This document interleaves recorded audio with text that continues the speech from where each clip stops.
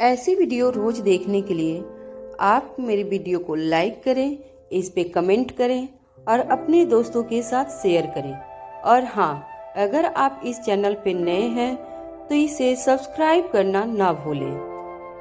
यह कहानी है एक लड़की को देखा तो पार्ट 2 का 1635 से आगे की कहानी।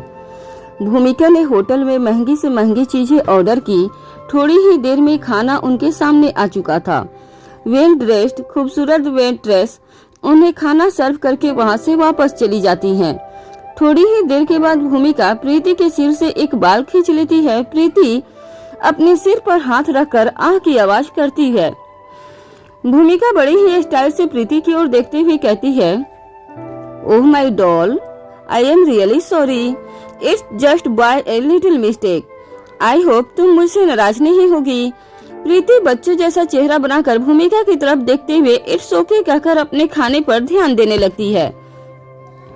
उसके बाद अर्जुन भूमिका की इस हरकत पर धीरे धीरे हंसने लगता है। फिर जब प्रीति उसकी तरफ देखती है तो मुस्कुराते हुए उससे कहता है, तुम्हारे बाल लंबे हैं इसलिए सिर्फ एक ही बाल की कुर्बानी काफी है।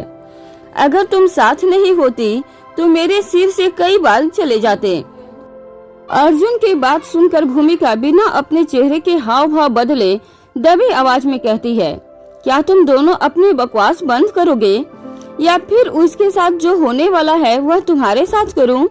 अब अर्जुन जवाब देता है, नो नीड, तुम जो कहोगे हम वही करेंगे। अब तक भूमिका उस बाल के छोटे छोटे टुकड़े करके उसे खाने में डाल चुकी थी और हाथ में लगी हुई चम्मच से उसे अच्छी तरह से मिक्स कर देती है।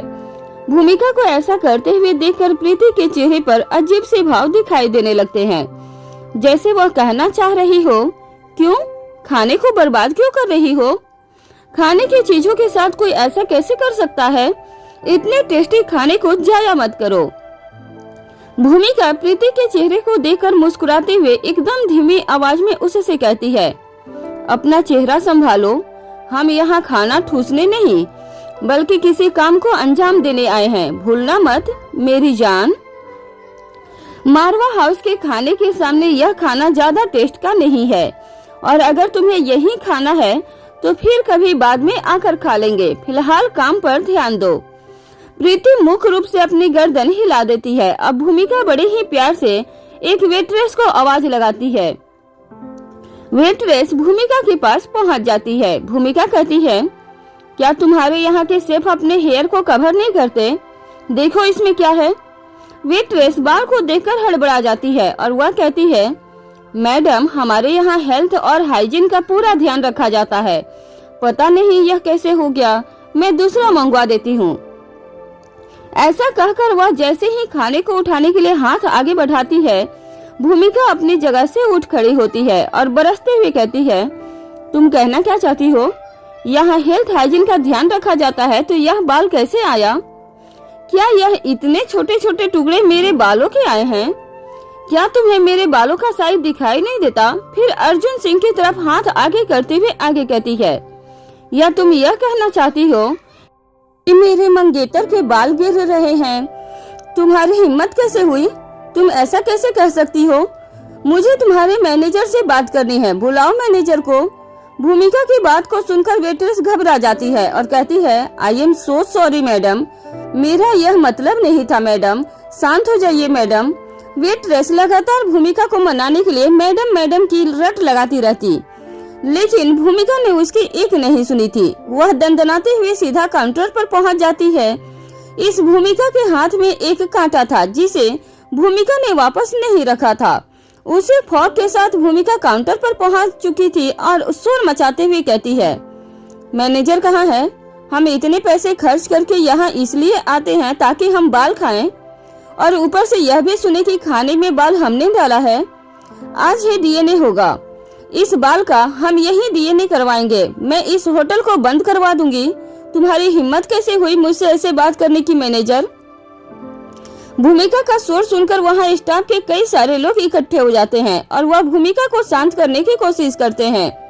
मैडम आप बैठ जाइए, हम मैनेजर को बुलाते हैं। मैडम आप बैठ जाइए, मैडम आप शांत हो जाइए, जिसकी भी गलती होगी उसे प्रॉपर पनिशमेंट मिलेगी। मैनेजर साहब आते ही होंगे मैडम। आपको खाने का बिल पे करने की कोई जरूरत नहीं, हम आपको दोबारा से खाना बनवा कर कम्प्लीमेंट्री देंगे। प्लीज आप इस तरह से हाइपर ना हो।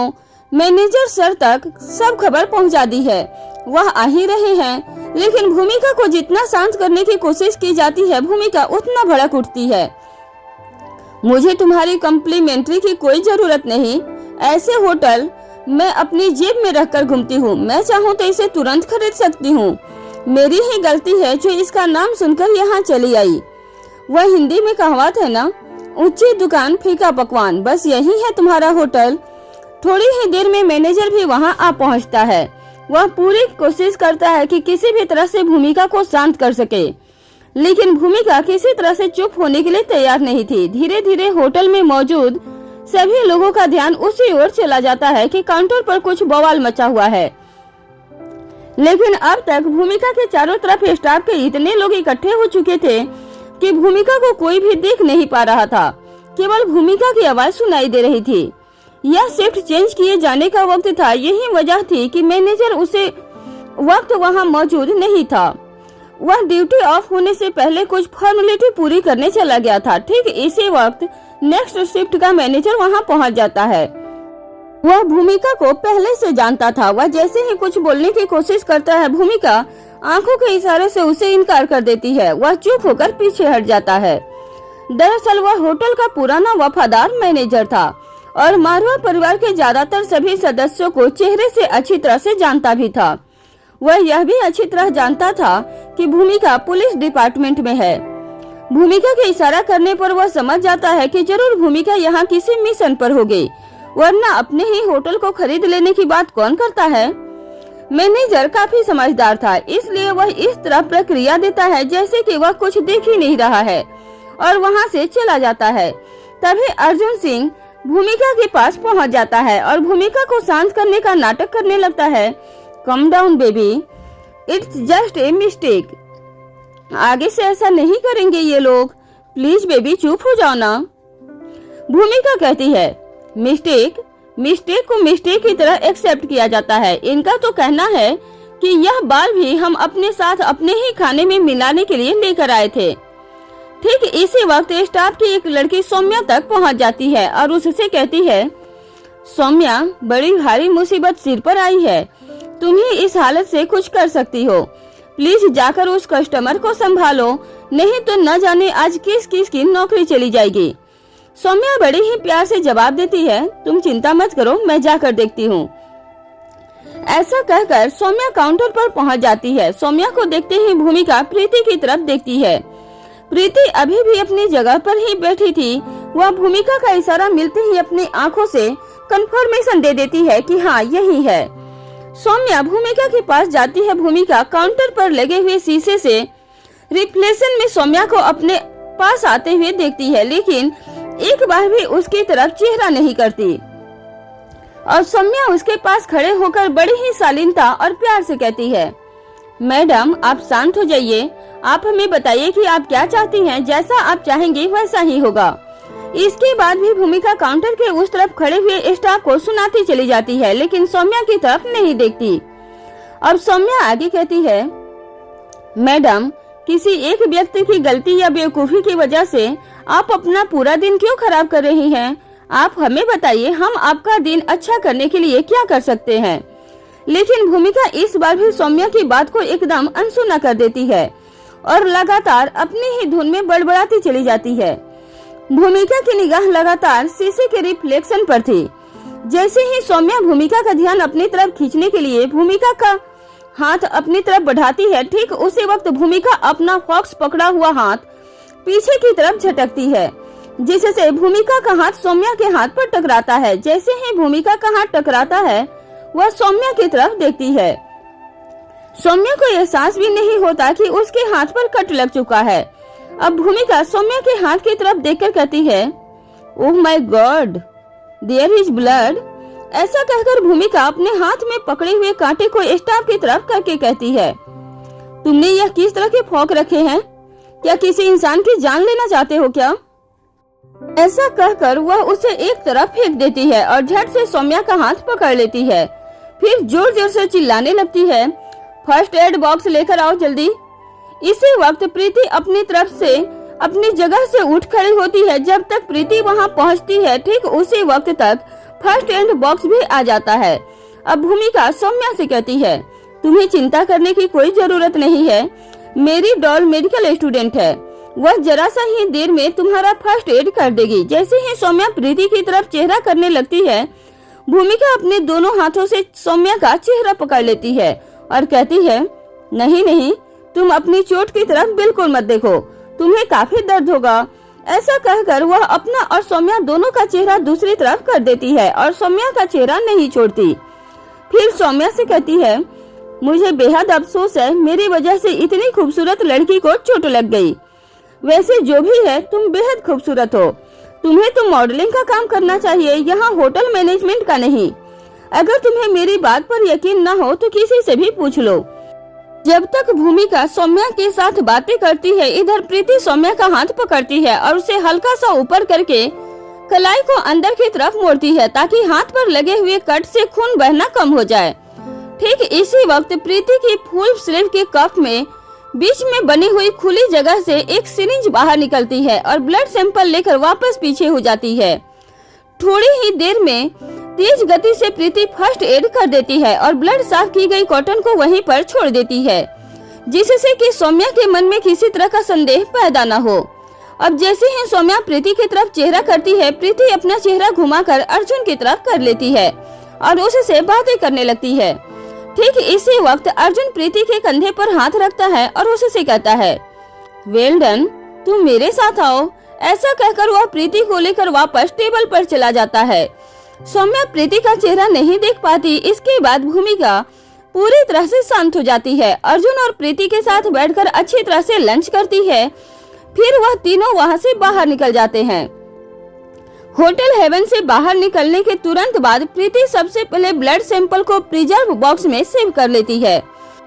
इसके बाद प्रीति लंबी गहरी सांस लेती है। फिर जैसे ही उसकी निगाह भूमिका पर जाती है, अचानक से ही वह गाड़ी में ही खिलखिलाकर हंसने लगती है।